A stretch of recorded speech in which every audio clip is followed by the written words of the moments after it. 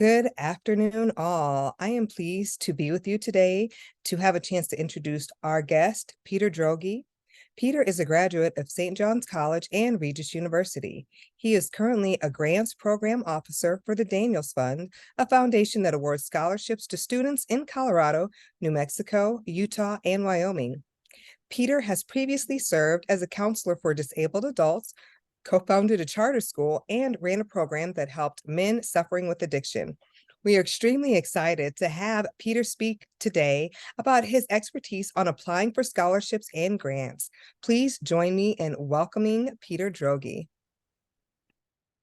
All right, guys, thank you so much. I am super excited to have a chance to share anything and everything that I know that might be helpful to you all.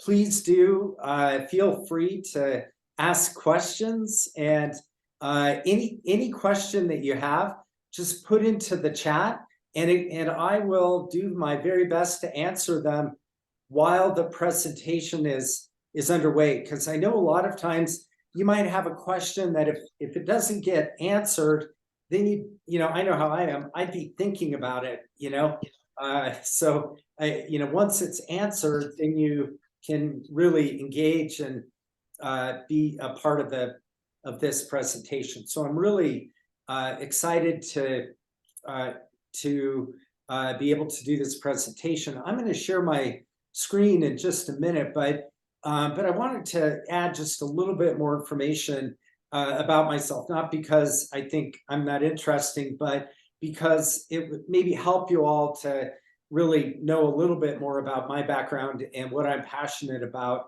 And first, two people that I love almost in the top 5 people in the world are Steve Shuck, who is the founder of Parents Challenge. If I was presenting in person, I'd say, how many of you met him in person? So I don't know, Melissa, have most people met Steve or Raquel or Alicia? Maybe we could just do a show of hands if people have met Steve before. I'm not sure how many. We do have events where Steve is, but I'm just not sure how many people have attended those. So that'd be curious to see how many people have met him. Yeah. So Steve is, in addition to founding Parents Challenge, Steve truly is a national leader in empowering parents to choose the best education for their kids. I was at Steve's house one time, and the Secretary of Public Education for the United States, Rod Page, was there talking about the plight of underserved students in the public education system. And Rob Page is one of the preeminent education leaders in the country. And at the end, he said, that now that you all know, everybody in the room know just how, how often students are just not being given a chance to achieve their great potential in life by getting a great education. He said, if you're willing to sit back and let that happen, he said, you are no friend of mine. And he meant it. And he said, but I will tell you that the man whose house we're in, of course, Steve Shuck, he said, he is a friend of mine. And Steve is just relentless in making sure that, that all kids have all families have a chance to choose a quality education for their children. Steve is amazing, and I've known him for 25 years. So, and secondly, Deborah Hendricks, who's, of course, the director of Parents Challenge. She is a hero in her own right. She helped found Colorado Early College charter school. Has been a public District 11 school board member. Just so many things, but Deborah is just a really good friend of mine. So love the people that are part of Parents Challenge.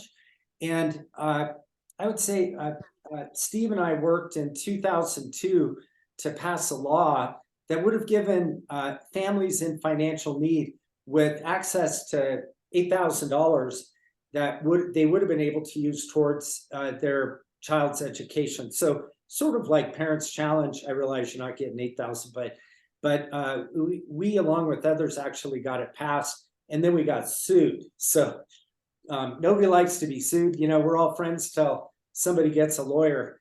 But we had to fight that out. But that's how I got to know Steve. Afterwards, he founded Parents Challenge. It was mentioned I founded a charter school. It was actually a charter school for students who had dropped out of school.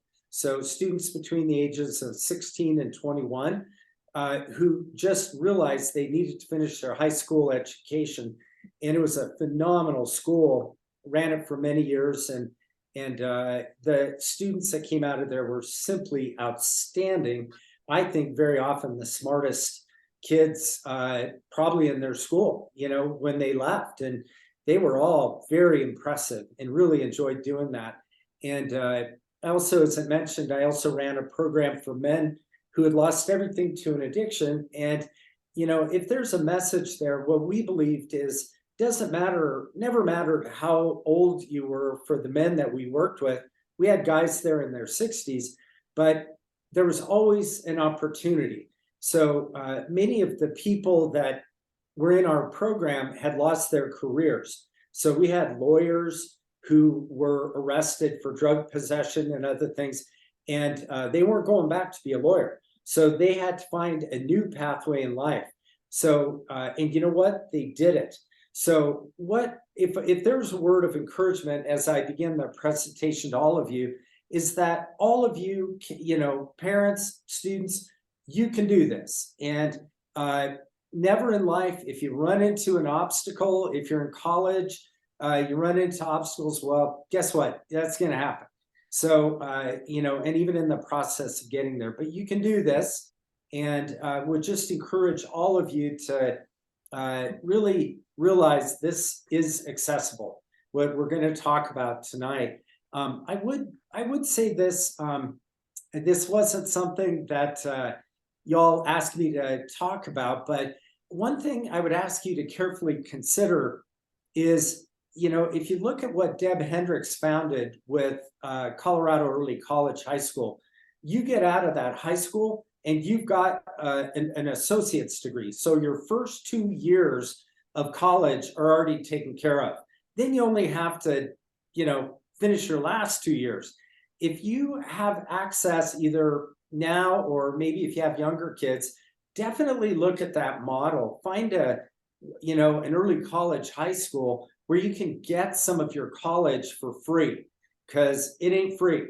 And most of the time you'll only get a partial scholarship. So if you can get some of that early college paid for through another program, or if you have your student is graduating this year, consider going to a community college for 2 years and then transferring to college. All three of my daughters did that, and it was a way to save a lot of money. And community colleges are really made up of people who are there. People are there because they're serious. They're not there to party or other things. So it often is a good option. So and the last thing I would say, don't hesitate to look at the military. If you look at if you get into the military and you're there for however many years, you'll never have to make a down payment on a house. That's covered. You can get your college paid for. You get all kinds of health benefits for the rest of your life. So, military is not a bad option. So I'm not encouraging anybody who's got their heart set on college to not look at college. I'm just telling you, the military is a pretty good option. So before I go to my presentation, I saw a few chats. So are there any questions that I should answer, or should I just go to the presentation? No questions yet. It was mostly just housekeeping stuff. Okay, good. All right. If you'll give me 1 second though, if you need to rename yourself, if you hover over your own picture, 3 dots will appear to all of our attendees. If you don't have your first and last name, click those 3 dots And rename is the last option in that drop-down menu if you need to make sure you have your first and last name listed for attendance. Okay, Peter, back to you. Terrific. Okay. Hopefully, I'll get this. Okay. Does that work? Does everybody see that? Okay, right on. Okay, don't forget to ask questions. So we'll begin. This just sort of sets the stage for what we're going to talk about tonight. You don't have to write everything down because all of this stuff is going to come up, in the presentation. But in applying for college, you're doing number one, first step. You can check off step one because you're doing this now. You're going to have an understanding of college admission options. You'll also understand the key criteria for college admissions. You'll have a good sense of the components of a college application. And we'll talk a little bit about college-specific application requirements. I don't really have much specific information on that, but just so you know that it does come up, and then how to complete the process. So again, the first one is to understand your college admission options. So they're really, this slide and then the next slide gives you, what your admission options are. First thing I want to say is, probably something you're all wondering is, when do I apply for college? The actual answer to that, you could apply in your senior year of high school, but the most common window to apply is pretty much October. So again, you're ahead of the game here. It's the end of August. You've got, September and then October. So, and then you might say, well, how do I apply? It is no more, you'll learn quite a bit about it in this presentation, but it's no more difficult if you're interested in University of Colorado, Colorado Springs, just Google, UCCS, application. And believe me, they want you to apply. So they make it very easy to find it. And it's no more difficult than that. You just click on it and then you can apply.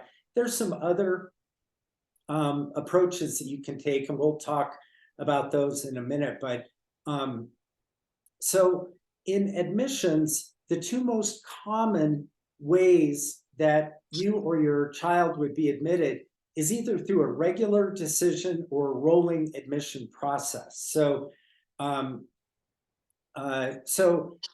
both of those are really very straightforward.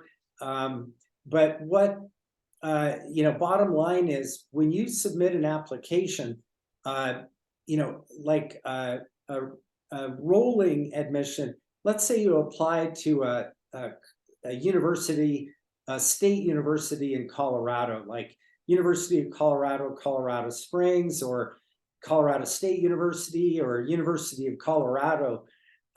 You go, again, you can Google search, I want to apply, you apply. And very often the state universities are on a rolling notification. So you might apply in October and they would let you know by the end of December. Or if you apply in January, they might let you know by the end of January. So that's kind of the rolling decision.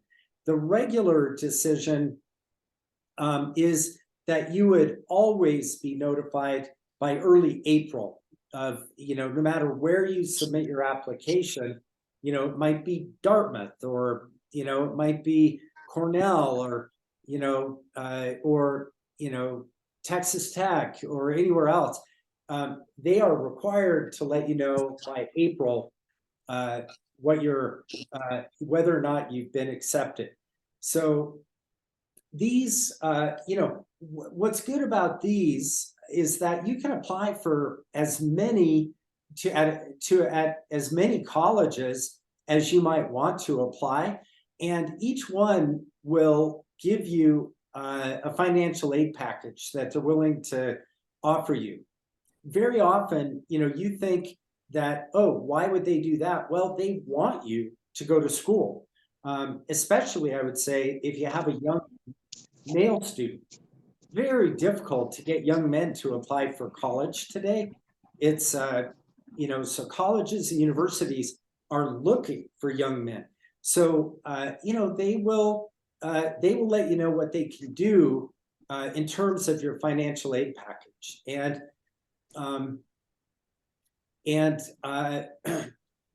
something I just realized that is not in this package is that there's a thing called the FAFSA, the Federal Application for Financial Student Aid.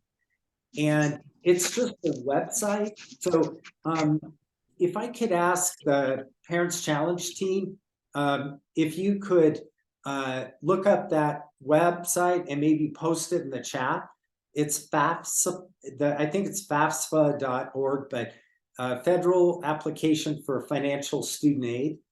And what that does is it allows you to be able to be notified of how much financial aid you will receive based upon your income level.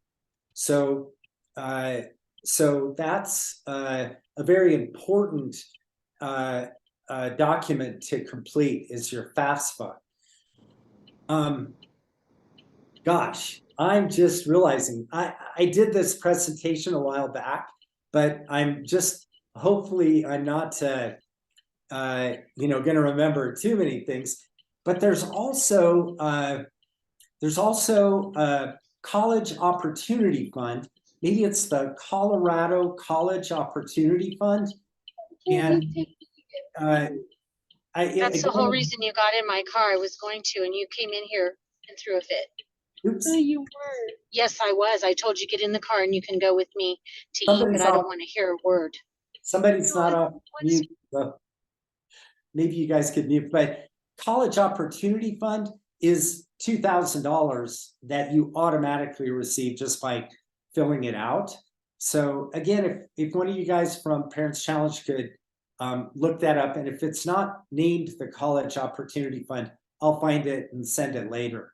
So that I guess what I'm maybe if there was a lesson other than me being a little disorganized is that a lot of different opportunities for financial aid for your child to go to college. So very important. Those two are real basic ones: the FAFSA and then the College Opportunity Fund. Just you need to know. People want you to have your child in college. So make sure that you don't feel overwhelmed by any of this. You can do it. So I'd mentioned that many universities will respond promptly, but they also would need a confirmation of grades. So your school will provide you with a copy of your grades that are certified, or that your school would ask for where you want your grades to be sent, and they'll send them. So it's important that in the fall that you begin to talk to your principal or to your high school counselors about your grades and about a letter of recommendation, which will come up in a minute. So let's see. Okay, so let's see, regular, okay, so the next type of notification that you would receive is an early action. So this one, you can apply early and find out if you've been accepted. If you apply, let's say you apply in November and you get a response by the end of December, an early action, that's called early action. That's great. They still need your high school grades, but that's very exciting. And you could apply to multiple universities and get that early action where they say, yes, we want you. And typically that would be like state universities. They would let you know, yes, we want you. And, they would let you know that by the end of December. You might have 5 of those, and each one has a different financial aid package, or maybe one is your top one, and the next one though gives you a bigger financial aid package. That's when you have to make a decision. So that's called early action. Oh, Early decision how you get is to this? different. So Yeah. there may be a college or university that that really wants you and would say, based upon your application, we want to provide you with a scholarship.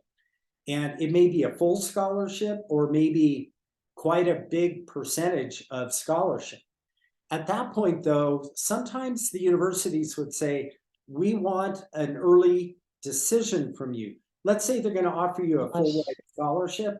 They would say, we want an early decision.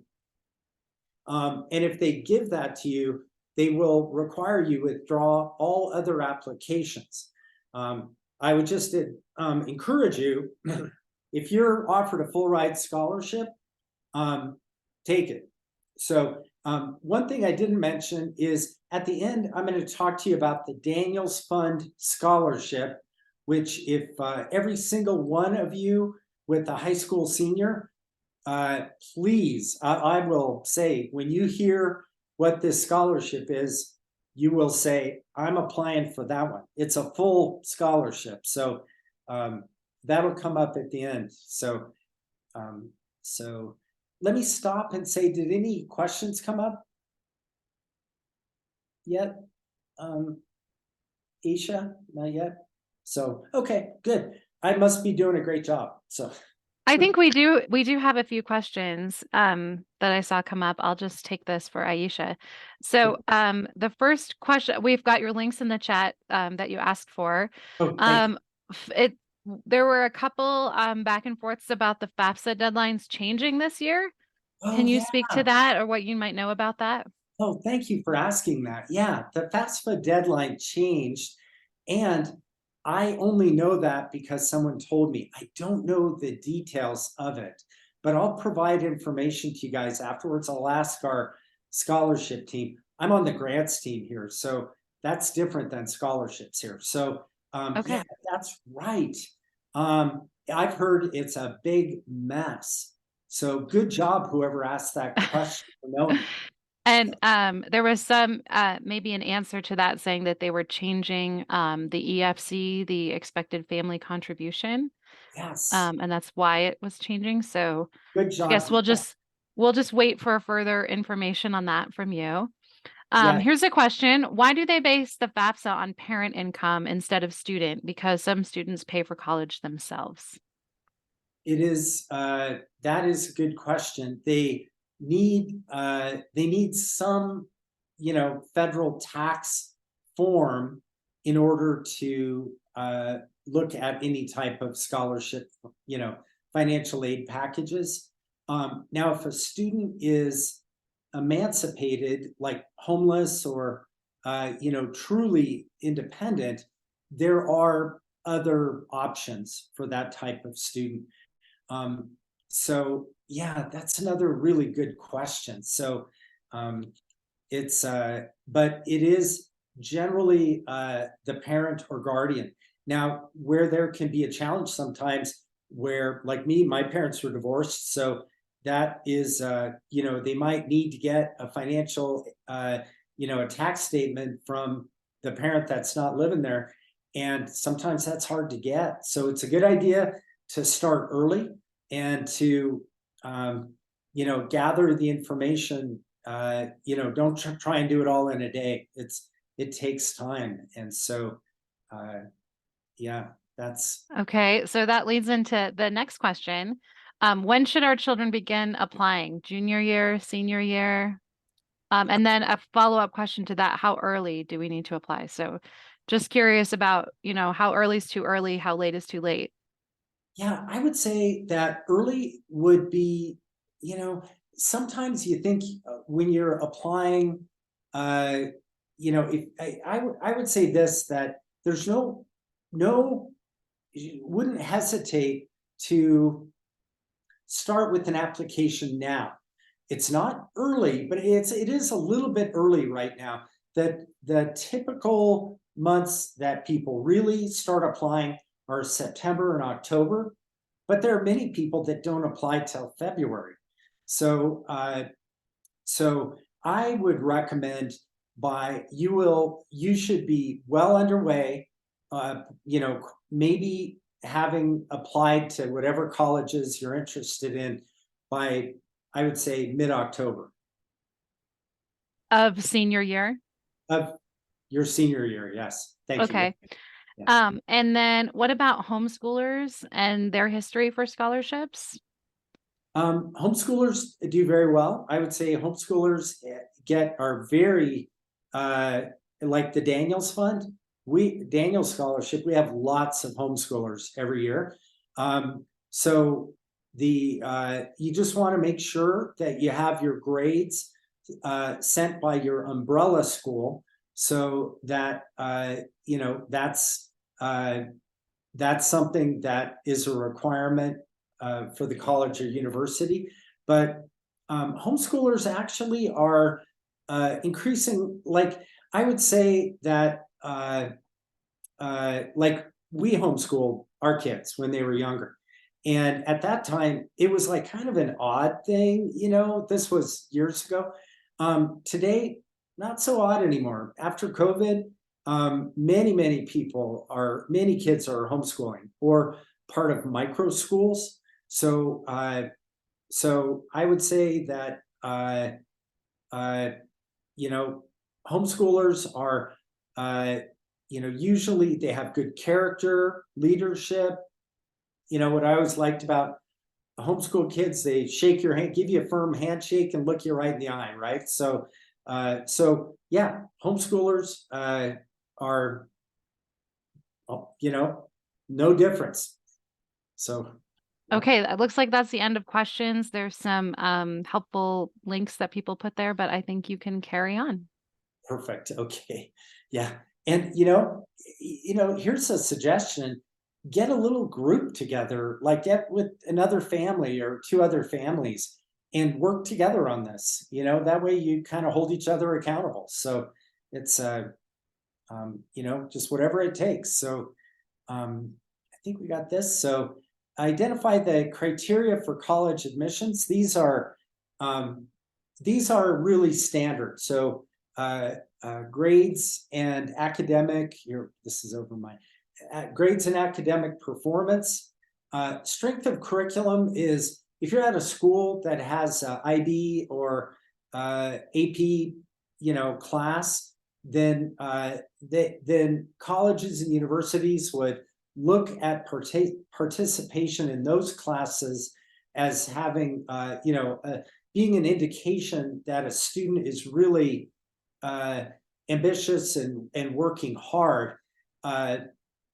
But there are sometimes, there might be a certification that your student got, or something else. That's the same thing. So just or if you you were a band leader or other things, there are so many different ways that you can show strength. SAT and ACT scores, many people would say, look, right now a lot of colleges don't require them, but I can tell you the Daniels Fund does, and many colleges and universities still see them as a valuable indicator of academic performance and promise. So I would recommend taking it. I would recommend taking whichever one early, because then if you for any reason, if your student doesn't live up to what they know they could do, you can take it again. And then usually the student is a lot calmer and does better second time around. So I recommend taking it second time no matter what, and just use your best score. If your first turned out to be better, great, use that. So the personal statement and essays are those are required, and any any college, university site that you go to will let you know what the topic is of the essay that they're going to ask of you. you definitely want to get letters of recommendation from your, a teacher or principal at your school, especially if you're going into a math related field, get it from your math teacher. If you're going into an English related field or science related field, get it from your English or science teacher. So you do your best to get them, from the teacher who is going to be able to speak to your strengths in that area. One thing, please ask your teacher or principal early. What happens is, you ask them at the last minute and they've got 10 other kids doing the same thing. And then they're not going to be able to write the same personal level of support that they would otherwise write. So ask for your letter of recommendation early. And believe me, they know that you're going to do this.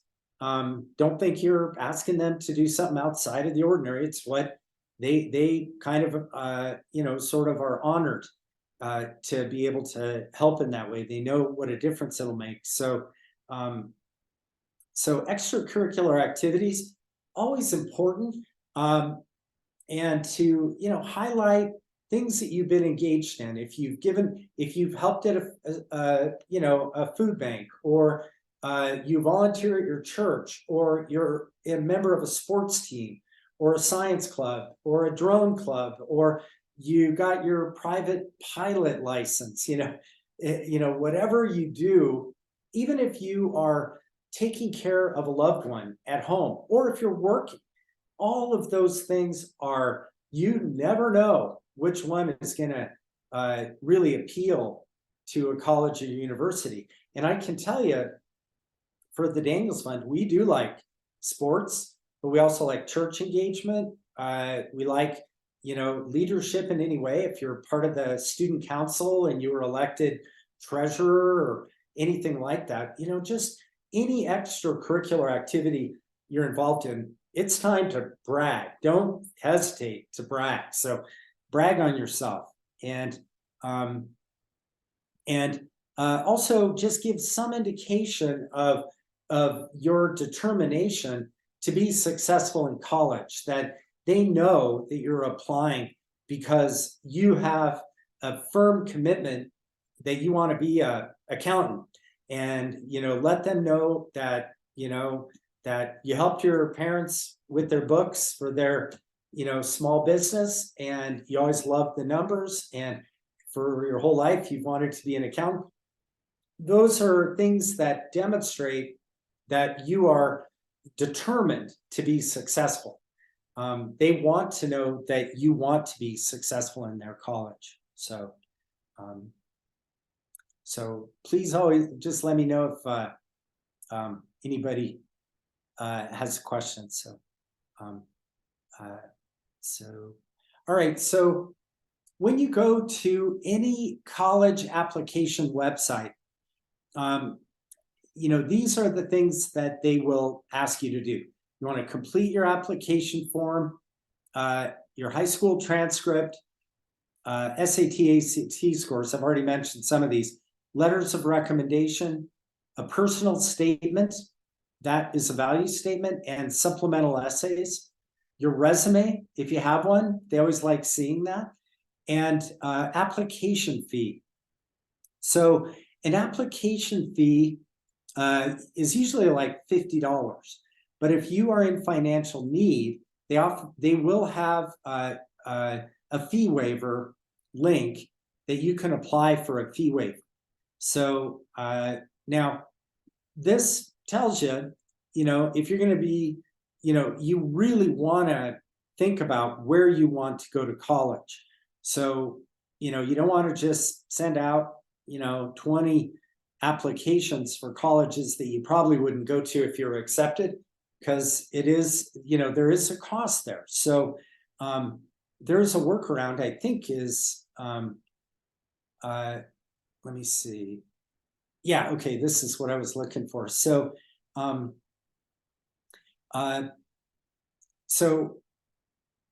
you want to become familiar with your whatever college you're most interested in, what their admission requirements are. If it's a state college, you know, it's going to be pretty straightforward. It's the stuff that we already talked about. Now, if you want to go to Colorado College, that's a great school, but it's got a higher academic threshold. They do have a lot of financial aid, but they have a different level of requirements for students who are applying there. So, you know, it really does depend. If you've got your heart set on Colorado College, then you need to really look at their application requirements and see if you fit, if you're a fit for their application.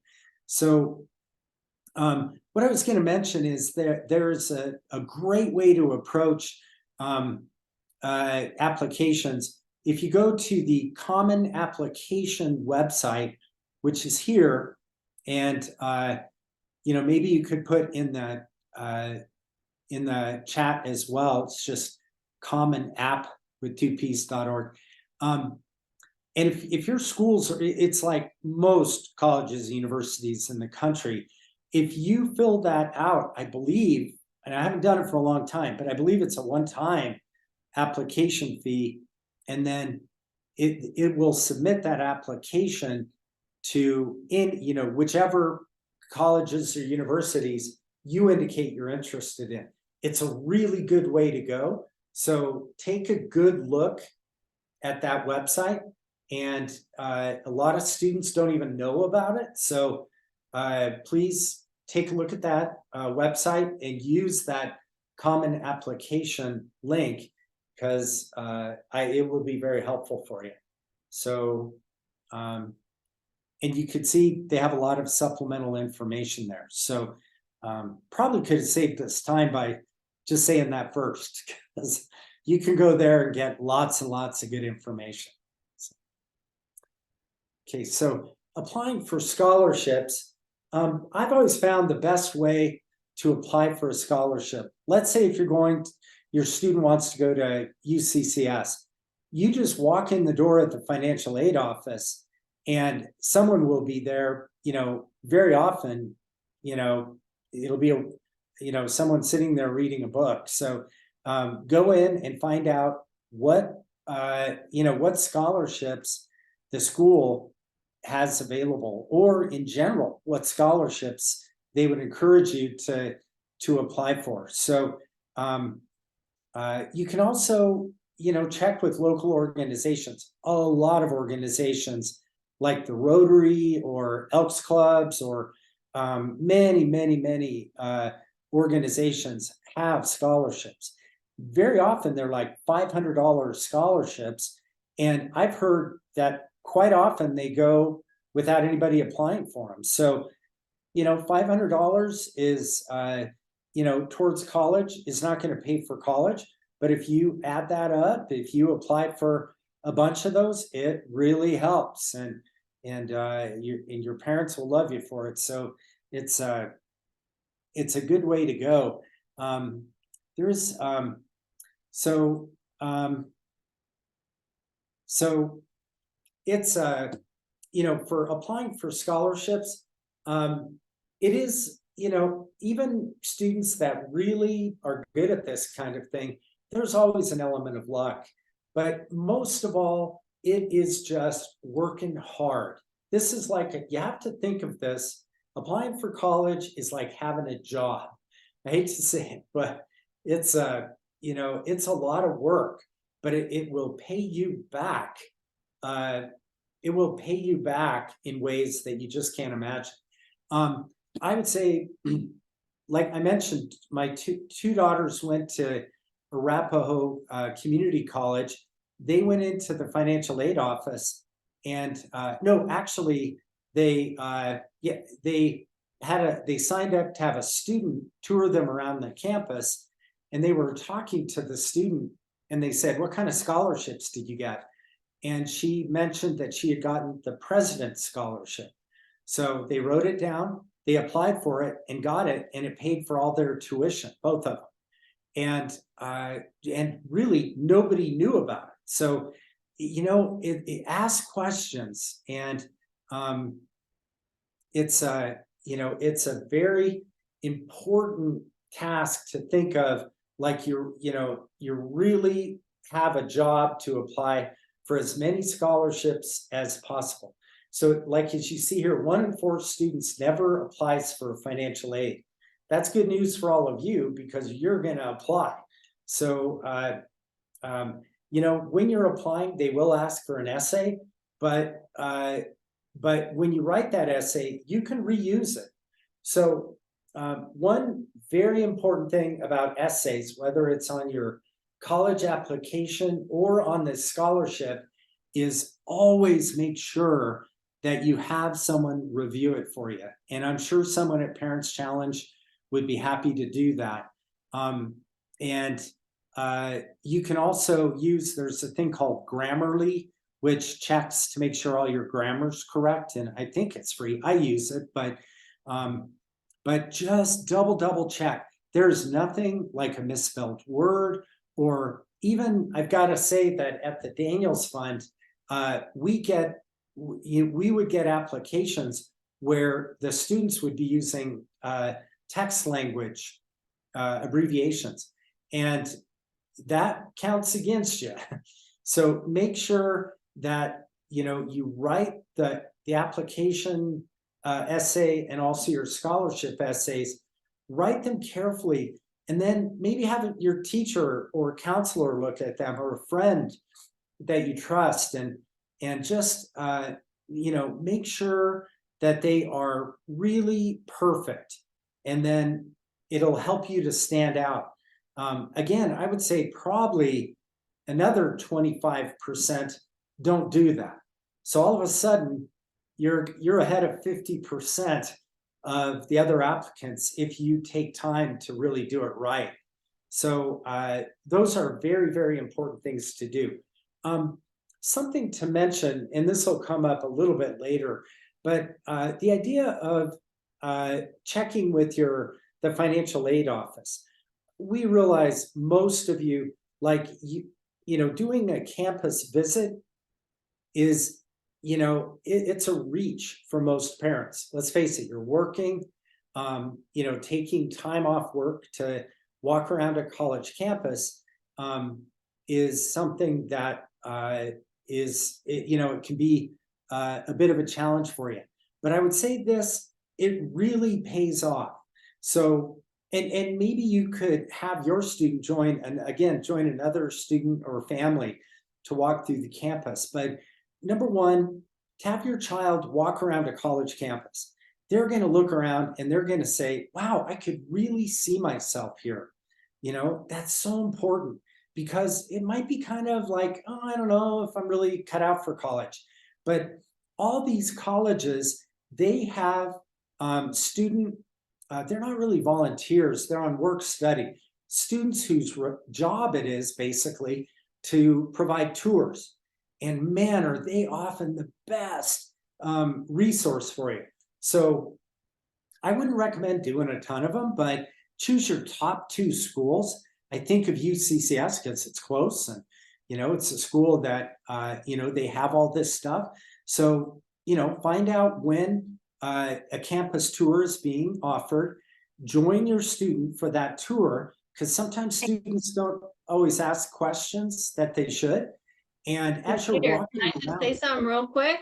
You betcha. As you're talking about walking around UCCS, September 23rd, Parents Challenge is doing that. Andriana is actually going to be our tour guide. She's on this call. So please sign up for that. We have plenty of space, and we're going to eat lunch. We're going to have a good time, and we're going to sit in one of the professor's classrooms as well. So great. It's just one of the million reasons I like Parents Challenge. So that's awesome. Please, guys, if I can only see a couple of people here on my screen, but I would normally ask, how many of you are going to either attend or have your child attend? So I can't see, but please raise your hands to what Melissa said.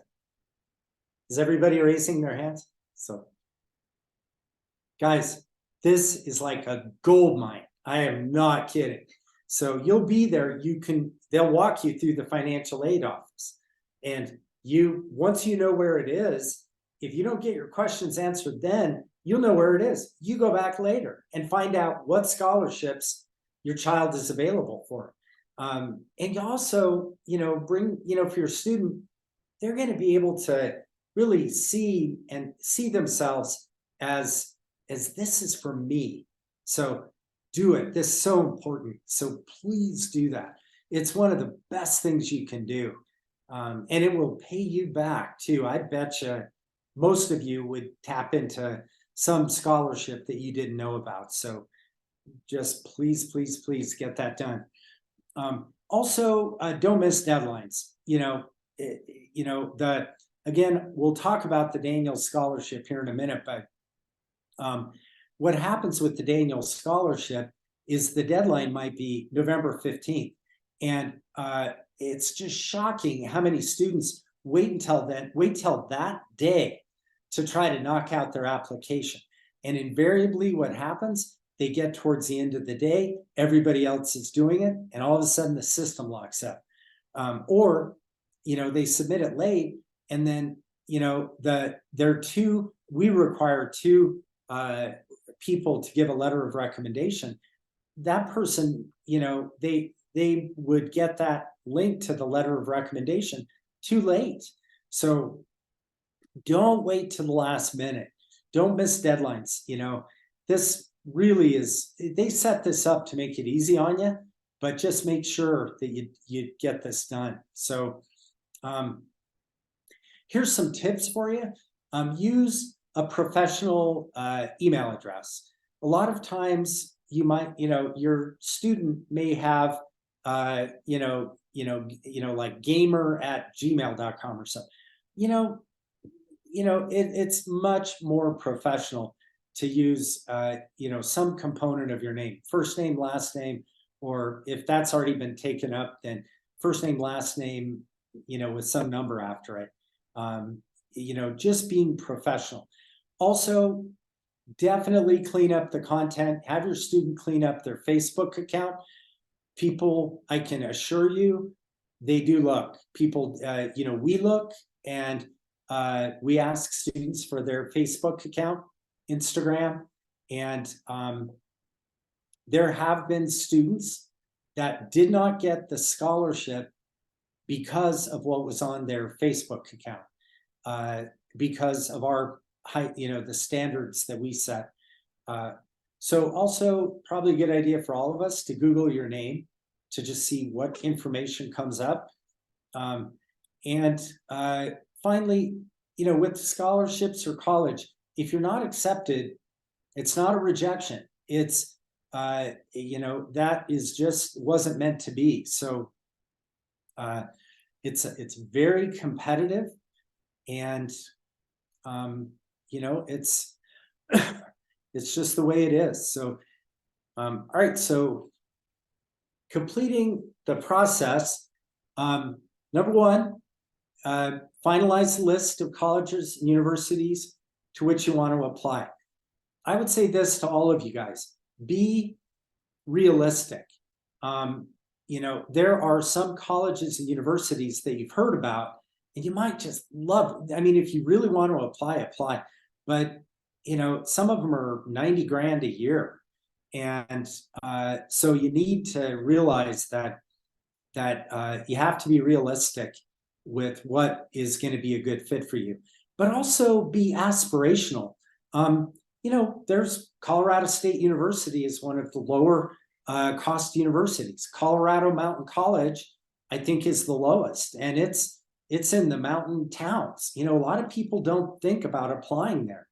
And a lot of these mountain towns, the cost of living is less. So kind of have fun with it. Just think about, like, and another strategy here, if your student wants to be, like, say, a certified physical therapist, Google search, what's the best college in Colorado for physical therapists? And you might find something that you totally did not think about. So have fun with it. There are a lot of great colleges around this state, and they're not all the ones that are, UCCS, CU, CSU, UNC. Those are great schools. But, there's CU Pueblo, for example. It's just south of you guys. That's a great school. Its cost is less. You would probably get more scholarships down there. And so, kind of be realistic, but be hopeful and aspirational about which college and university would be the best fit for your student. There's one in, I can never remember the name of it, but it's in like Durango. And I don't know if anybody remembers, but Is it Colorado Mesa? No, I think that one's in Grand Junction. Maybe it's Colorado Mesa. I don't know. But my nephew went there, and he's got a great job now, and he loved it. My concern for him was he's probably snowboarding a little more than studying, but he graduated and did a great job. It's a beautiful little town. So if you can visit each school, obviously while school is in session, would give you a chance to meet people.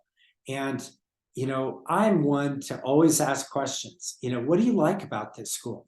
Is it hard enough for you? What are do they support you as a student? If you don't mind me saying, I think it's important for you to be very realistic about how woke they are, and that maybe that's a good thing for you. Maybe that's something you would look for. But a lot of times that may not necessarily be. If your student wants to go to college and just do well in school and move on to a good career, a lot of times there are too many professors that set out to change all the values that students were given by their parents.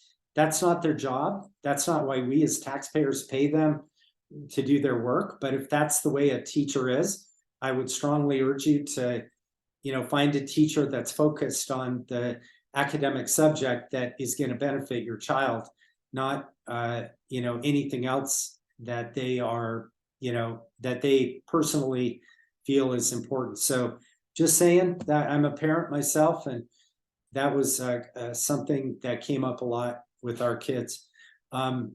Again, I mentioned take or retake the SAT and ACT, very, very important. Again, 2 teachers in major subject areas for letters of recommendation. Prepare final drafts of your essays. Gosh, I've already said a lot of this. Have someone proofread. Check all application deadlines and submit on time. Be sure to include any required fees. Confirm that your college application materials have been received. So don't just send them. If you send them and you don't get an email that says, we have received your application and we will get back to you, please call them. Because the last thing that you would want is to think that you've applied and for some reason you just got the email address wrong or you forgot to hit submit. So that kind of thing happens a lot. So I think I'm going to pause for a minute before we pivot. Okay. So here's a couple of resources. The one at the top, which is the one at the top, College Board, is got lots of scholarships. So collegeboard.org has a lot of good information there. So that would be one that I would say is a must do. Go to that website, familiarize yourself with it, and really learn from what they're making available there. One thing I didn't mention, super big caution for you, is this, that you might Google search, what's college scholarships is my child eligible for? And 99 out of 100 of the ones that you would see and that you would fill out, number one, what's the name of your child? What's their social security number? What's their date of birth? please, everybody, you already know this. Don't do that. Don't give your child's social security number unless it's like a college, university, secure website. Don't ever do that. I wouldn't even give your home address, so there are tons of phishing operations that they offer these college scholarships up, we'll get you a college scholarship. Please be double, triple, quadruple careful about those. As a matter of fact, I would strongly encourage you, do not. If it's not on College Board, or if it's not something that you've seen at your college or university financial aid office, do not fill out your child's information.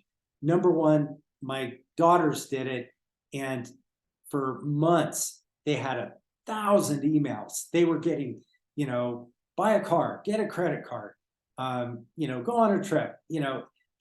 These folks just take your email address and sell it to everybody. So please don't use those. Only use super reputable websites. The rest of them are just stealing some from you. So please be careful. We're going to hear about the Daniels Fund. Betcher Scholarship, I don't know why I put it there, but Betcher, that's more, if your student is an academic rock star, apply for Betcher. They are the flagship academic scholarship. If your student is 4.0 plus, apply for Betcher. But that's an academic scholarship. And I love Betcher. They are awesome. Man, if you're a Betcher scholar, man, that's such a good thing. But I can guarantee you, I wasn't a Betcher scholar. I wasn't a candidate for a Betcher scholar. And that's your top academic performers. So if your student even is close, apply. And again, if they're a male, apply, because that's a flagship scholarship. So and College Board will tell you about other flagship scholarships. The Gates Millennial Scholarship, that might be another one to put in the chat. Gates Millennial, that's Bill and Melinda Gates. So Gates Millennial Scholarship, that one's pretty good for students broadly in financial need.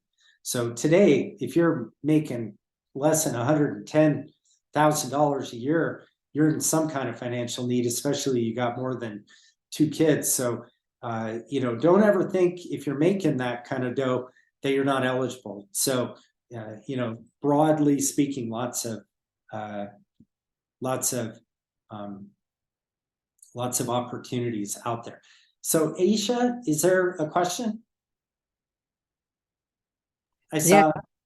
Yeah, it was a while ago. Let me I'm scroll. sorry. I know that there was a question on, can you apply for more than one scholarship?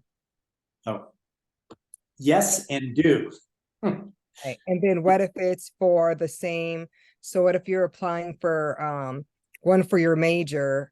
Will you lose out on another scholarship because you got such a large one because it directly is for your major?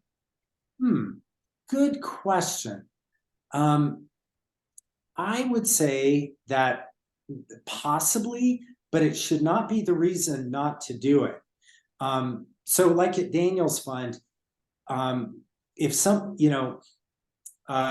we'll cover whatever need has not been covered. So if you get another scholarship, we just wind up paying less. So, but that's not bad because the need is still being met. So it's a really good question, but I would say when in doubt, do not hesitate.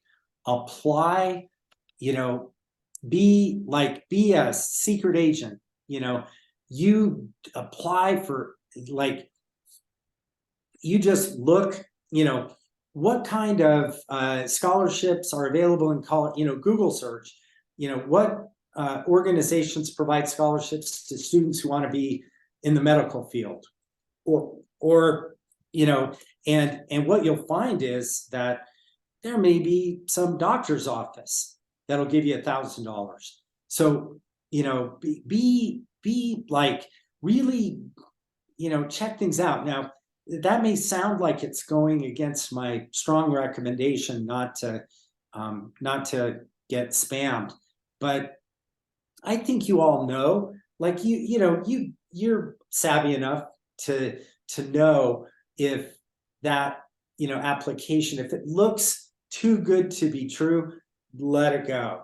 Don't do it, and never give personal information. So, or call them first. Hey, I just want to make sure you're legit. Oh, absolutely, and nobody ever applies. There could be a golf course that's got, oh yeah, there could be golf courses. This would be for your you families out there that have younger kids. There's a thing called the Evans Scholarship, and if your student works as a golf caddy for a year, they are eligible for the Evans Scholarship. So if you've got a senior this year, probably too late for that. But if you've got younger kids, dang, have them be a caddy, because they're interacting with people that are usually business people, but you get tips, and you could get the Evans Scholarship, which is pretty darn good. So there are so many different scholarships out there. They're hard to get though. Hey, Peter, this is Andriana. Yeah. So I worked at UCCS for 22 plus years, and I work at Colorado College now. To answer the specific questions about when you change majors, because you have to submit your FAFSA annually, scholarships are also moving towards having some kind of renewal process annually. So they usually have like regulations or stipulations that students agree to, kind of like Parents Challenge, right? That you have to meet the criteria on an annual basis. And so if you change majors, there are cases where, depending on what you agree to, you have to pay back if you change like mid-semester, or if you finish out a year with a scholarship program, then you just become ineligible for the following year if you do change majors within your first 2 years. So I just wanted to answer that specific question, and I did a direct message to Kamla, but just wanted the rest of the group to know that. Oh my gosh, I am like the farm team. Why do they have me doing? You should be doing this. So please jump in, because oh my gosh, you've got so much better information. Okay. I'm sorry. I just wanted to share, before you start talking about the Daniels Fund, is that where you're heading next? Yes. Yeah. I just, so my daughter's a college sophomore this year. And so this is fresh in my mind. Some of the mistakes that we made and things that we corrected along the way that I sort of wanted to just pop in there with. One, I think that there's big money with high SAT, ACT scores, and there are classes that students can take to just bump that score kind of above that threshold that might get them a better score for that. And so it is possible actually to learn to score higher on those tests. And so I would advise, getting some training on how to take those tests, because it's not like a regular test. Yeah. My daughter also did a lot of CLEP, where she just tested out of some basic, so CLEP, I don't even know what it stands for right now, but she was able to get college credit just by taking a test like college comp, college algebra, some basic ones that she was able to test out of and get those credits, almost a full semester worth of credits, just by taking those tests that are like $80 each instead of. And those school specific, so you do have to kind of look and see, like, under this major, which CLEP test would they accept. But if you make a good plan, you can save a lot of money with CLEP. And then finally, there are a few colleges in the United States, and my daughter is at one, that are working colleges. And so the students work on campus for their tuition. Yeah. If the majors are limited at some of them and they're kind of all over, but working colleges is the option that we pursued. And that's been awesome for us. So just wanted to put that out there as well. Yeah. Yeah, and I also wanted to follow up to that because that's really helpful.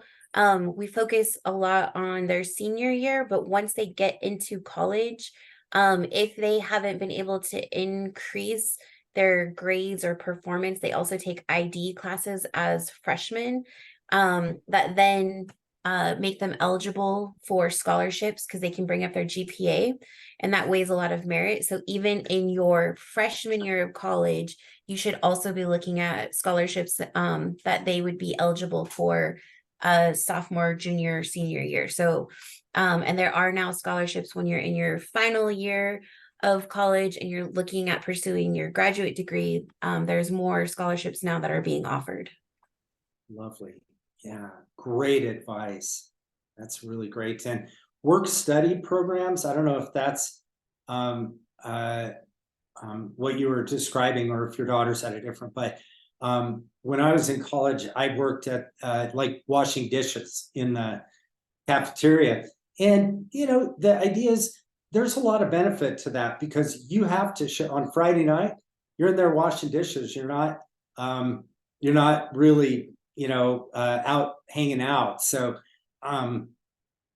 it gives another area of responsibility while you're on campus. So it was always, and this was something I did when we had this disposal that was like the biggest industrial disposal in the history of the world. All the food, and boy, if you threw a fork in there, it would just chop it up into bits.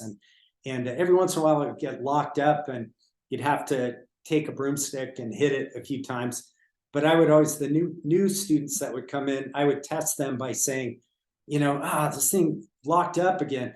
Reach in there and, you know, turn it back and forth with your hand while I flip the switch to, you know, we got to get, and I would test them to see if they would actually do that. No one ever did. And plus, I promise I would have never flipped the switch, but you could tell I was probably trouble in college. But anyway, that was a little humor. So, so one thing I didn't mention before, guys, and this is probably the best advice other than, you know, like the basics about how to apply for college. Be careful about student loans. Man, oh man, oh man, oh man. You do not want to get encumbered. Your student does not, you know, they can go to, you know, University of Colorado and take out a huge student loan. But too many students, just today, students with student loans are finally having to start repay them again after COVID. So if you wind up with, and very often you'd be shocked how easy it is to have $75,000 or $100,000 in debt. Man, it like the interest rates like are terrible. And really, guys, that, you know, get sound financial advice before you do that. The idea that you're gonna you know, make a lot of money after college, hopefully that's true. But like we had a good friend of ours is a doctor, and he didn't pay off his student loans till he was in his 50s, I think. And so man, is it a trap. So be careful. Before we go to the Daniels Fund, is there anything else? I mean, just want to be sure. And Parents Challenge team too. I love that additional information.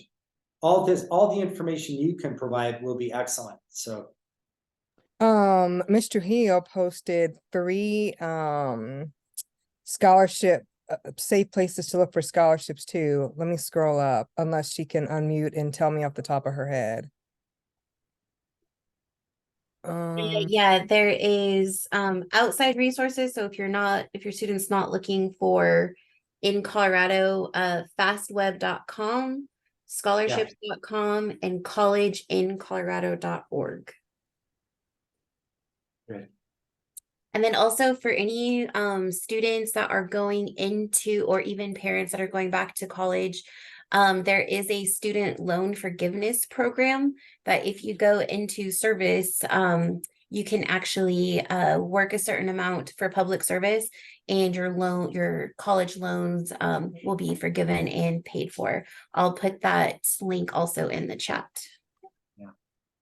Yeah. There's a good question here about a gap year. So how gap years that students may want to take, how does that affect scholarship eligibility? Who's the person from Colorado College? I'm sorry. Yeah, it's Andriana. So gap years, the unfortunate part is if you start college, then you take a gap year and you come back. If you've taken out any federal loans, you are going to accrue interest and still owe during that time off. They will stop accruing once you're back enrolled full time.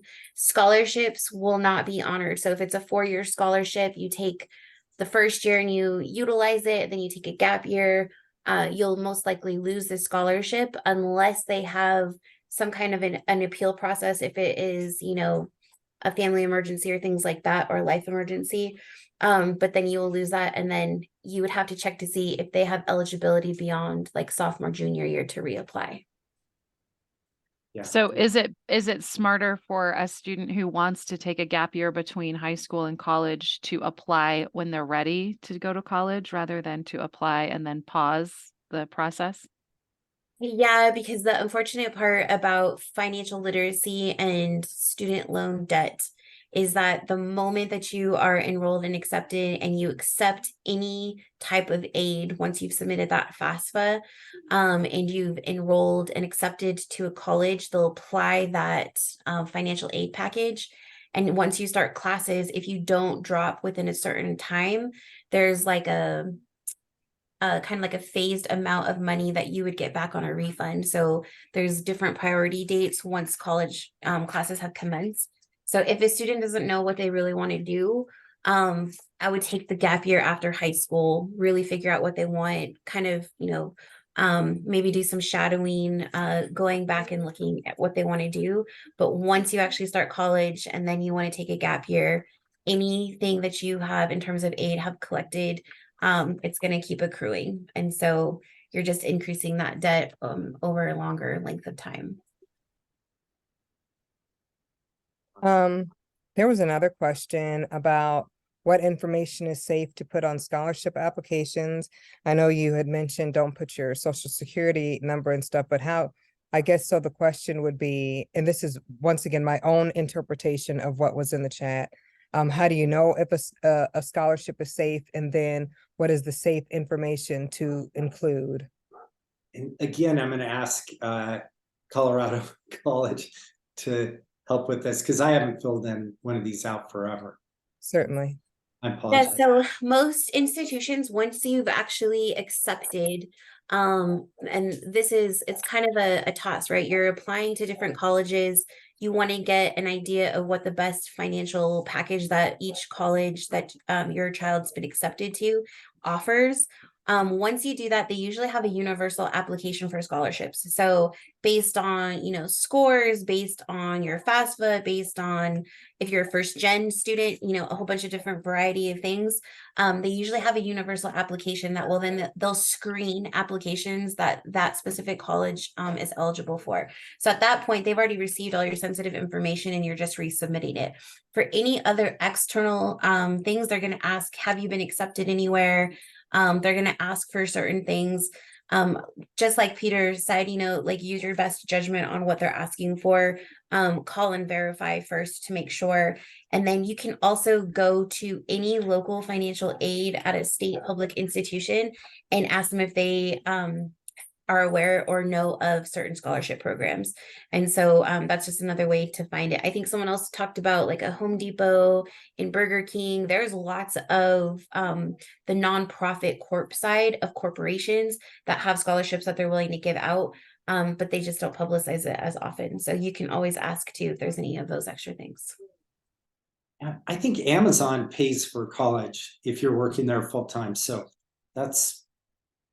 there are a lot of different options like that. So it's wow, I'm learning a lot here too. So should we go to the Daniels scholarship? So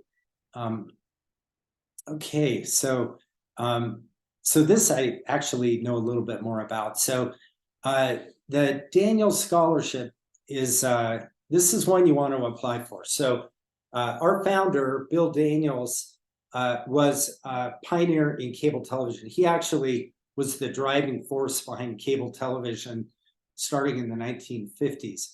He was a aircraft carrier fighter pilot in World War II and Korea. He fought in North Africa and also in the Pacific theater of the war, Guadalcanal, Midway, other places where he saw a lot of his friends die, were killed, and that left him, just really with, having put his life on the line for our nation. He just loved America and really saw it as the land of opportunity, and just felt like during his life, he wanted to help people be able to become a success. And so the way that he did that was by providing college scholarships and also grants. Now, grants, you have to be a nonprofit organization, so it's not really so much relevant to this conversation.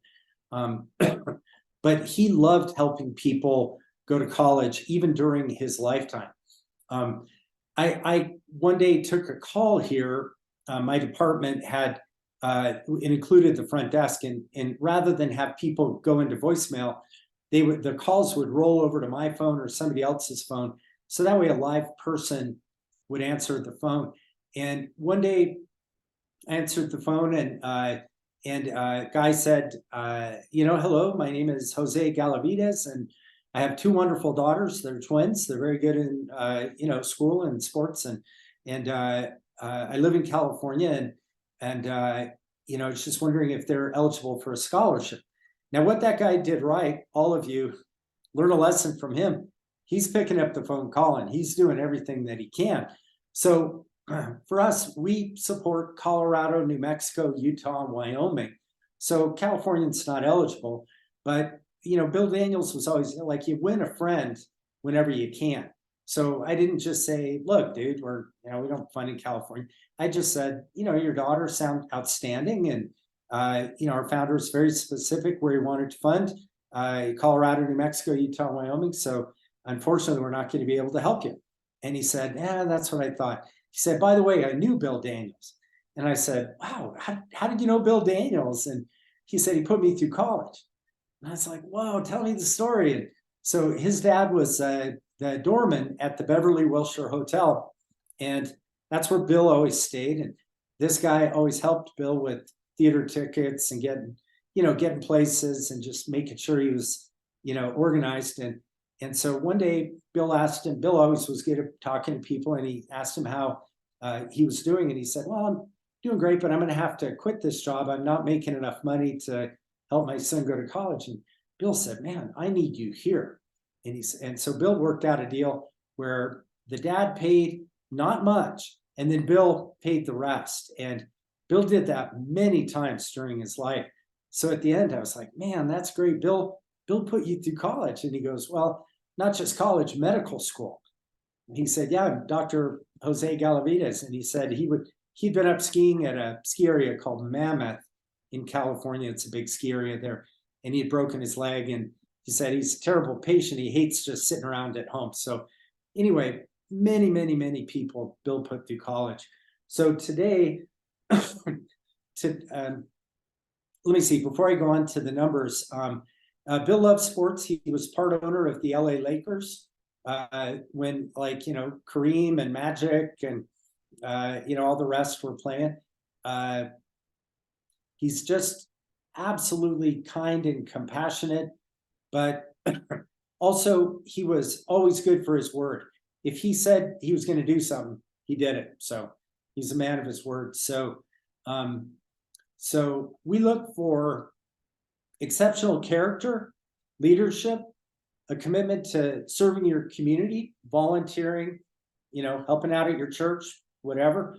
But he also wanted Daniel scholars to be proud Americans who value our free enterprise system and are prepared to give the world their best shot, to work hard, play fair, and not give up. So these characteristics, somebody had asked about homeschooling. You would say, oh yeah, students in homeschools are, these are what they exemplify, right? But sadly, very often, and it's not the kids' fault, but very often kids that come out of traditional public schools don't necessarily have these characteristics. And as heartbreaking as it is, they're not eligible for our scholarship. So it's students that are ready, like Bill. Bill grew up in the Great Depression. He was homeless. His dad lost his job. They had to move in with his grandma for like 8 years. They lived on his grandma's house. And finally his dad got a job. And so, Bill wasn't like someone who didn't know what it was like to be poor. He'd been poor and he didn't get any help. Like he went to the military, and when he got out, he started working. And he was just a determined guy, and he liked to help other determined people be successful. Just loved to help people. So again, these are the characteristics that we look for: character, leadership, commitment to service, academic performance, or promise. You do have to be able to compete in college, but Bill wasn't a great student and he never graduated from college. So, we look for, real, students who might be a diamond in the rough, so, and these other characteristics as well. So, again, these are the values that we really admire and that we look for. So ethics and honesty, respect, being true to your word, loyalty, being an entrepreneur. That can mean many things, just really, thinking about things in a new way. Patriotism, a commitment to doing your best, and etiquette, just being polite, opening the door for someone, helping the lady across the street, being polite when other people aren't, those kinds of things. So, our scholarship, all of our Daniel scholars, you see the pictures here, we get them together in the summer and they get to know each other. And we really want the Daniel scholars to support each other as a family, both while they're in college, but also once they get out. If one of them becomes Elon Musk, we want them to hire other Daniel scholars, right? So it's much more than financial support, by the way. It isn't just tuition, it's room and board, transportation, pretty much everything. So you get, these things that I've kind of already mentioned, the financial assistance. We have people here who, if a student wants to call, what's going to happen while you're in college? A lot of times, especially first generation students, will get into a class and it's much more difficult than they thought. And they kind of panic and think, gee, what if I flunk out of this class? What's that going to do to my GPA? Or it's going to take me off track to graduate, and you get scared, but you shouldn't. So we always encourage our scholars to call for help. And our team would say, okay, tell you what, it's not too late to withdraw from that class. Let's have you withdraw. And then we'll cover the cost of summer school so that you can take just that one class so that you can stay on track. So a lot of times students don't have that kind of support, but they do if they're a Daniel scholar. So we also have lots of activities for our students, meals and activities and fun and business gatherings and all kinds of things. Again, an alumni network. You also get a free laptop computer, a MacBook. So Apple computer, free of charge for college. So who's eligible? High school seniors graduating from high school in Colorado, New Mexico, Utah, or Wyoming. You do have to be a resident of those states. You have to be a citizen or permanent resident of the United States, partially because our students tend to be eligible for the Pell Grant, and you've got to be, you're required to have a resident status in order to get a Pell Grant. So, here's, look carefully here, because, parents, this is what we're looking for. A minimum GPA of 3.0. And now SAT of 490, or minimum ACT of 18 in each category. So I don't remember what super scoring is, like where you could take maybe one grade from one test and one grade from another. Super scoring is when you take the test multiple times, Yeah. and they take your highest grade in each category and combine it for your super score. So you might be higher in math on the second time and higher in English the first time, and they take the highest of each time. Gotcha. And but we don't allow that. It's got to be just whatever your score is on the best test that you have. So these scores are a little bit high, you'll notice. That's why we encourage you to take the test twice. But what we're really looking for is students that can compete in college. We don't want to put a student in college that's just not going to be able to, be successful there. So, oh, wow, let me just share a little more. So each year we award 230 Daniels scholarships. Now that's in Colorado, New Mexico, Utah, and Wyoming, but roughly 160 are in Colorado. So that is a real opportunity to apply for a scholarship. We also find it's difficult to get young men to apply for college. So if your student is a young man, then please have them apply.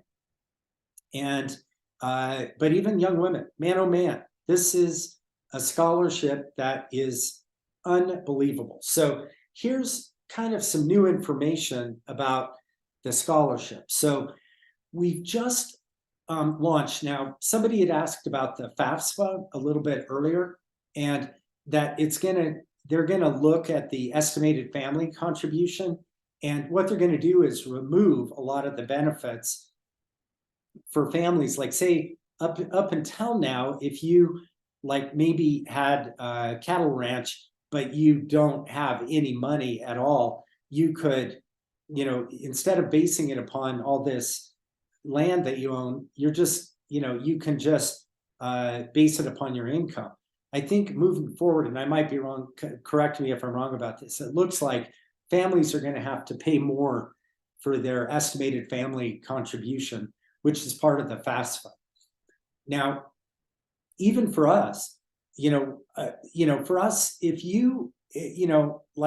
we do look for students in financial need, but that's weighted. Like if you make less than 100,000 a year and you've got a couple of kids, you're probably eligible for the Daniels scholarship. And so what happened in the past, though, even with families that really had a fairly lower income than other families, they would fill out the FAFSA and they would be required to pay like $3,000 or more, or $4,000 or more, or sometimes considerably more for their students' education. That was never really what Bill Daniels wanted. He really wanted to help students get through college without having to encumber any debt, and also not to put a burden on the families. So this is new, and I apologize. The young woman from Colorado College, what's your name? Adriana. Adriana, okay. So this, Adriana, I'm gonna explain this, and this may or may not be new to you. So the Daniels Fund is pivoting right now and doing something different. We're forming partnerships with colleges and universities across our 4-state region. And in that partnership, we're establishing an agreement with the college or university that they will cover part of the cost of education. Now, students are obviously required to apply for any public, any scholarships they can apply for, or Pell Grants or other things. That's not going to change. But But what the new approach is, we're going to have a partnership with colleges and universities, and students will be able to go there absolutely full ride. So tuition, room and board, transportation. So that is brand new, starting this year. And we'll cover the commitments from students from past years. But we realized that, too many families were getting into debt, and or students would decline because they didn't want to put a burden on their families. So those partnerships, by the way, extend across our 4-state region. And so if your student wanted to go to the University of Utah, they go full ride. If they wanted to go to the University of Denver, full ride. Now that school's 80 grand a year to go to that school. So, but if you're a Daniels Scholar, it's zero. So there you will have recipients of the Daniels Scholarship will have the ability to go to many colleges and universities. I don't know if Colorado College actually is part of our partnership yet. I think it is, but it is a magnificent full ride scholarship, and so we just don't want to encumber families with that. So okay, so how do you apply? So this is somewhat new as well. It was just started last year. Last year, the application opened around September 15th, and it closed early November. And what we found was, like, it required a lot of time to apply for the scholarship, for the Daniels Scholarship. And many students waited to the last minute. It was just a problem. So what we're doing now is your student would be able to go onto the Daniels Fund website, and I think it is September 15th, and fill out a basic application, and it take about an hour. And if your student is then accepted to proceed forward, then they're required to submit essays and letter of recommendations and all the rest. But so it's going to be pretty easy to apply for the Daniels Scholarship now. And frankly, if once you've been given the green light to move forward, then you've gone from a pool of about 2,000 applicants to about 700 who are in that new pool, and 230 will get the scholarship. So if you make that initial leap to that second phase, 1 out of 3 students are going to get that scholarship. So it's it's like everything else, it's competitive, but this is one fantastic scholarship, and you'd just be crazy not to apply for it. So it really is, again, you've got to be yourself. The test is kind of set up to make sure that you're being yourself. So the way it works, you've got that initial 1 hour completion. If you complete that, then you've got to submit your essay and all kinds of other information. Then we read all those applications very carefully. From that pool, 300 students are selected to interview. And is it 300, or maybe it's 380 or something like that. And then we have local business leaders or educators. Someone like Deborah Hendricks is an interviewer for us every year and has been for many, many years. Steve Shuck, same thing. So we find people who really are sharp and will interview students. And man, by the time, I've interviewed many times, by the time you get to that point, if you're an interviewer, wish that you'd have a student come in who's not quite as amazing as all the students. They're all amazing. And we do not judge our scholarship in any way on any criteria. It's only on the criteria that I mentioned. It turns out that the majority of our students are first in their family to go to college, and but that isn't because we selected them that way. We actually don't even make that part of the criteria. It just kind of turns out that way. They tend to work harder, when you're one of those students. So it's please, it's the application opens September 15th. I believe it closes October 15th. So you've got like a month to apply. I'll make sure I get to the team, Parents Challenge team, the exact dates, but you could just go to it's Daniels Fund. You wouldn't, Daniels Fund scholarship application. If you Google search that, it'll take you right to the page. So some of you, I can just tell you that if given the number of people on this call tonight, at least 2 of you, if hopefully we'll have your student get the Daniels scholarship. So it is a real scholarship. It's not like some of these national ones you hear about. There are 10,000 people competing. This is a real deal. So we hope that you'll apply, and it's for students who want to change the world, make it a better place. And so anyway. Yeah, and I just want to say, we are one of our students who graduated, Christian Ruiz. He was in Parents Challenge for many years, and he just received the Daniels Fund scholarship. So it is attainable for you guys, and it's a really great success story. So we're really proud of him.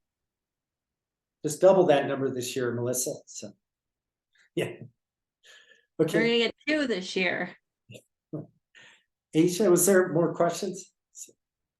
Yes. Do you have information on the CLT and your experience with it, or just your general knowledge? And then how can people get access to CLT if they are interested in that particular entrance exam? I'm not quite positive what the CLT is. Is it maybe?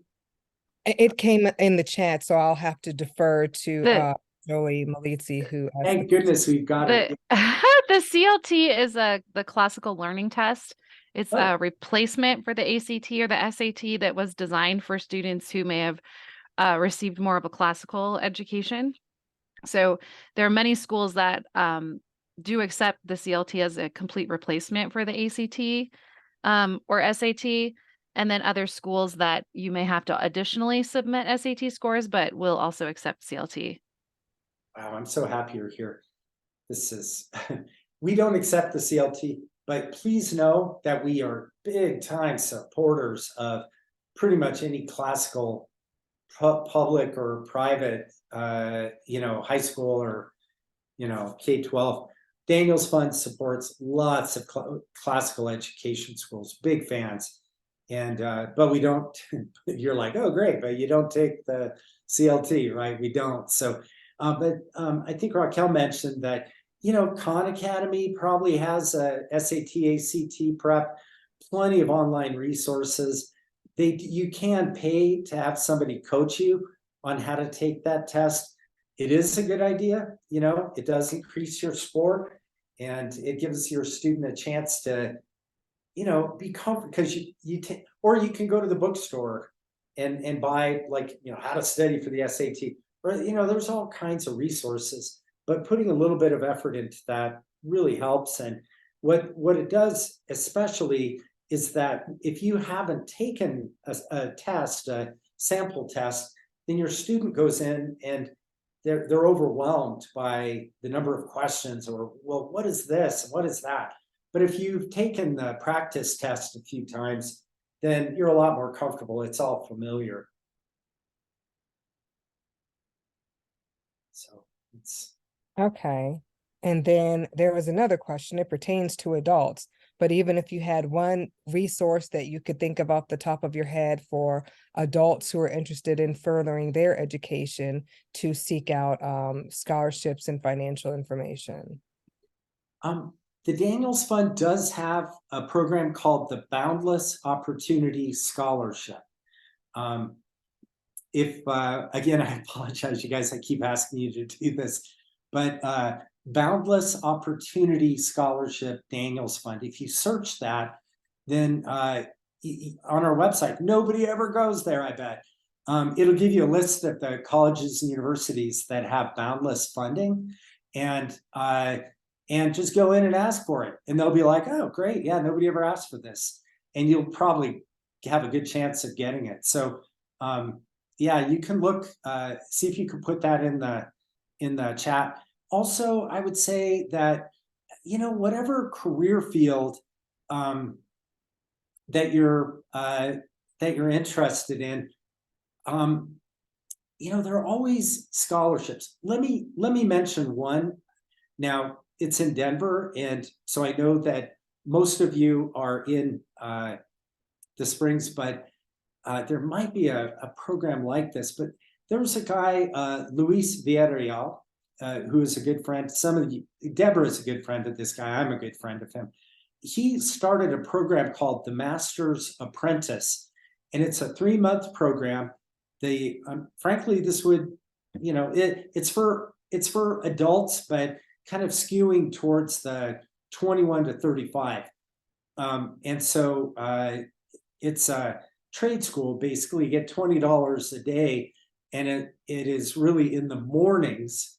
And it's in Denver, but 100% of the graduates of that get hired into the trades. And whatever trade you choose, carpentry, welding, electricians, plumbing, and man, oh man, if you're getting into the trades. So I would say, whatever field you're in or want to go in, the HR department, go in and talk to them and say, look, I want to be a nurse. So what kind of support can you give me?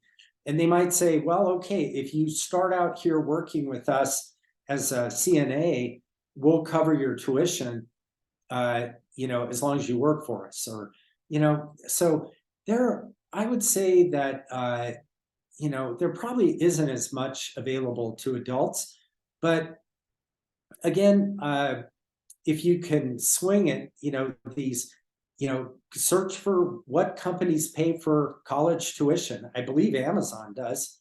And I think Walmart does now too. I'm not positive, but you might say, man, I'll have to take a pay cut, but if you can swing it and then get your college degree free, then it's probably a pretty good deal. So, but as I said at the beginning, I worked with guys that came off the streets, and nobody is out there looking to hire somebody who's been living on the streets for 2 years.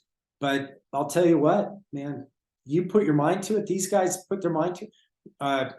And with our program, we had a job placement component. Within 2 weeks, 100% of them were working. And then we would work with them to, achieve their dreams, of what they want to do in life. And nothing can stop you if you it's a Bill Daniels thing. He didn't have anything, he would always say, yeah, just think what I could have accomplished if I went to college, and of course, he was a billionaire. So, everybody would laugh, but he didn't succeed in life by going to college. He succeeded in life by just never giving up. So that's there's a good lesson in that for all of us. Excuse me. Well, thank you, Mr. Droege. I don't see any additional questions in the chat, but if you guys have any questions, we can ask him before we conclude. We want to make sure that we end on time to be respectful of everyone's schedule. So you can go ahead and unmute and ask your questions or type them in the chat. Sorry, I just saw one in the chat about scholarships for cosmetology school, or what about scholarships for people that might not be going traditional college route? Yeah, I would say, again, I would just ask someone that is in the field, how did you do it? And they'll tell you. One thing you want to be careful about, just as much as college, is, and even more so, is there are for-profit institutions like Phoenix and others that charge a pretty stiff amount in order to get you a certification. And maybe it's a good thing, maybe it's not, but a lot of people get into debt. And I've heard often them say that they wish they hadn't done it. So most fields today, it is shocking that there are not enough people applying for jobs. It is crazy. So, in the skilled trades or other things, they cannot, like Kristi Noem, from the governor of North Dakota, went on TV and said, we have 50,000 openings for electricians, or 5,000, I don't know. Yeah, it can't be 50,000, or probably not that many, close to that many in the whole state there. So maybe it was 5,000. I think she had 5,000 openings for electricians. They can't fill them. So there are great job opportunities out there. Just do your research. And sometimes you don't need a license. If you're really good at cosmetology, if all your friends love it, find out if you need a license. If you don't, just start, find out how you get started. So it's, do it for free at first, and then your friends will have their friends come and you can charge them. So there are a lot of opportunities out there. I always say never give up, and just search for programs that will pay for your education while you're working. Those are the best, and I think there are a lot of them. Yeah, and if you really love something, guys, if you're passionate, you'll get there.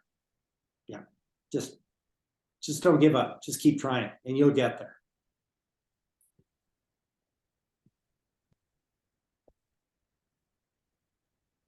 Okay, well, thank you so much, Peter. That was wonderful information, and I hope you guys got a lot out of that. I sure did. And keep in mind that we are doing 2 college tours coming up. Look at the schedule on the 16th and the 23rd of September.